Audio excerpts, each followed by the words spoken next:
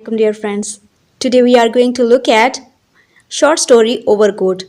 Overcoat is written by Ghulam Abbas and it is included in the syllabus of first year. ये short story number 14 है. So let's start. Actually in Overcoat a writer tells us about a person जो शाम को वैसे ही enjoy करने के लिए घर से निकलता है बिकॉज ये सर्दी का सीज़न होता है तो वो हम जैसे जो है वो शाम को इंजॉय करने के लिए जाते हैं तो इसी तरह से एक नौजवान होता है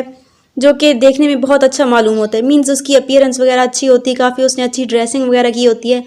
और वो गुड लुकिंग होता है सो वो इधर उधर फिर रहा होता है इंजॉय कर रहा होता है तो राइटर की नज़र उस पर पड़ती है और राइटर इसको बहुत डिटेल में बयान करता है। फर्स्ट ऑफ ऑल राइटर हमें बताता है कि ये ही सीम्स वेल ग्रूम्ड, बहुत अच्छी पर्सनैलिटी होती है, बहुत गुड लुकिंग होता है और ऐसा लगता है किसी रिच फैमिली से बिलोंग करता है।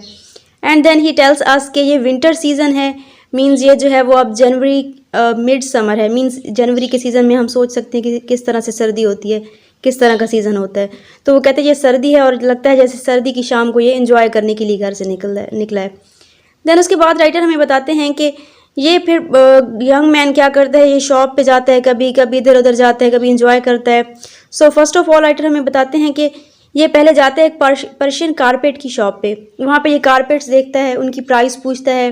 बट कुछ लेता नहीं है, वैसे ही वापस चला जाता है उनकी प्राइस वगैरह पूछ कर। वो कहता है फिर मैं किसी दिन आऊँगा तो ले जाऊँगा।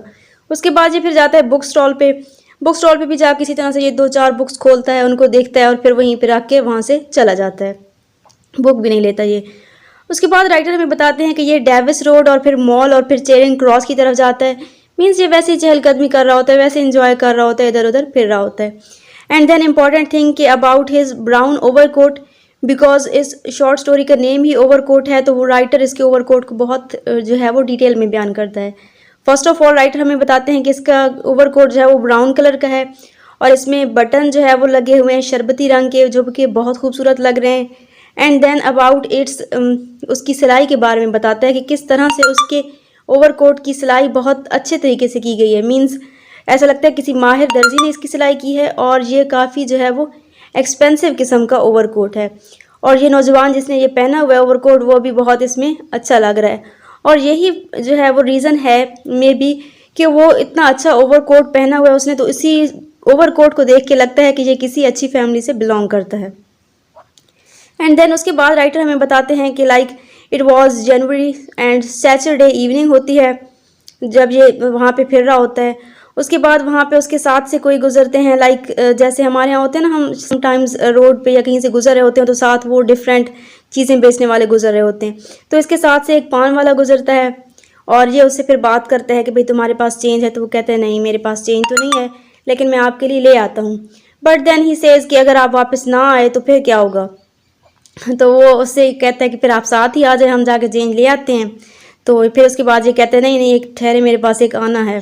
बिकॉज ये शॉर्ट स्टोरी बहुत पुरानी है तो उसमें उस वक्त जो है वो आनाज वगैरह भी यूज़ होते थे। वो कहते हैं ठहरे मेरे पास एक आना है, आप मुझे एक सिगरेट दे दें, और फिर जो उससे सिगरेट लेकर वहाँ से चला जाता है।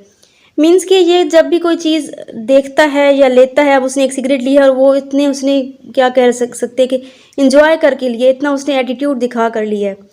उसके बाद ये जाता है जी कहीं पे जाके जो है वो एक बेंच पे बैठता है, वहाँ पे उसको एक कैट मिलती है जो कि सर्दी से शिवर कर रही होती है। फिर ये उसको प्यार करता है, कहता है ओ पुअर लिटिल कैट, मीन्स वो उसके साथ ऐसे प्यार से बातें कर रहा होता है और इन्जॉय कर रहा होता है,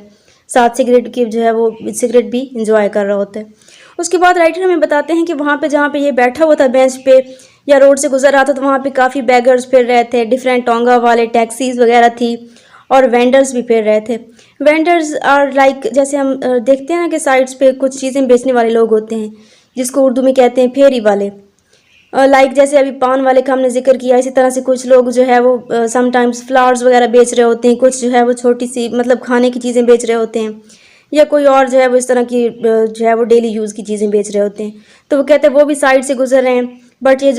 नौजवान जो है वो ज़रा क्या कह सकते हैं प्राउडी सा है, एटीट्यूड सा दिखा रहा होता है कि वो किसी की तरफ तवज्जो नहीं देता। मतलब वो ये जाहिर करने की कोशिश करता है कि उसे किसी चीज़ से कोई लगाव नहीं है, वो बस अपनी दुनिया में मगन होता है। उसके बाद इसकी नज़र पड़ती है एक यंग कपल पे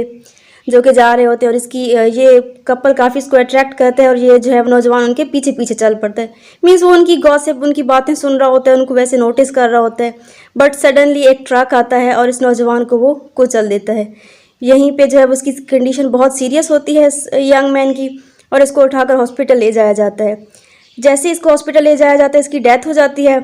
बट जैसे ही डॉक्टर्स और नर्सेज इसको देखते हैं ना, वो कहते हैं ये तो किसी बहुत अच्छी फैमिली से बिलोंग करता है। बट जब उसकी वो ओवरकोट वगैरह उतारा जाता है पोस्टमार्टम करने के लिए, तो देखा जाता है कि वो नौजवान कितनी जो है वो बुरी हालत में है। मीन्स उसने वो जो सॉक्स वगैरह पहनी हुई थी वो एक तो फटी हुई होती हैं और एक का कलर डिफरेंट होता है दूसरी से। इसके अलावा उसकी कंडीशन बहुत बुरी होती है। मीन्स उसकी जो नीचे उसने बनियान वगैरह पहनी होती है वो बिल्कुल फटी हुई होती है, और इससे उनको मालूम होता है कि ये तो असल में बहुत पुअर फैमिली से बिलोंग करता है। बट उसने अपीयरेंस ऐसे बनाई हुई थी जैसे वो बहुत जो है वो अमीर फैमिली से, बहुत अच्छी फैमिली से बिलोंग करता है, और जो है वो